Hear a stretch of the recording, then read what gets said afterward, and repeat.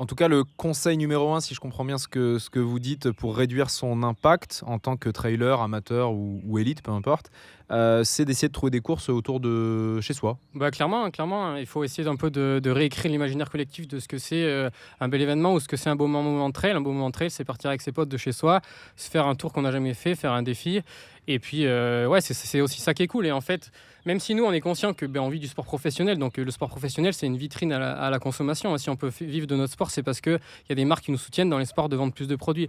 Donc je voulais aussi rappeler ça, qu'en fait, on sait qu'on est des contradictions, hein, et qu'en fait et puis aussi, comme dit Anto, en fait, on brasse de l'air à dire ouais l'UTMB ça pollue alors que Chamonix chaque semaine d'hiver il y a des gens du monde entier qui viennent skier, mais en fait c'est pas parce que c'est petit que ça fait pas du sens de continuer de s'améliorer On peut toujours s'améliorer, bien Et c'est sûr. pour ça qu'il faut pas, nous en tant qu'athlète, on n'est pas là pour critiquer et pour donner des leçons.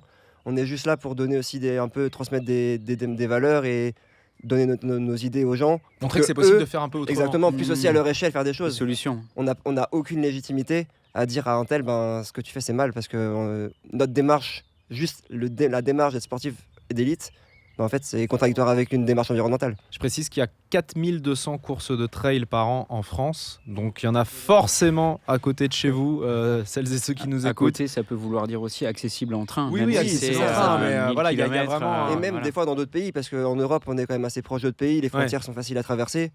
Il suffit Oui. de regarder sur d'autres sites avec internet et on arrive toujours à trouver des belles épreuves qui nous changent de cadre, qui nous font voyager et qui sont peut-être à 1 heure de voiture ou 3 heures de train.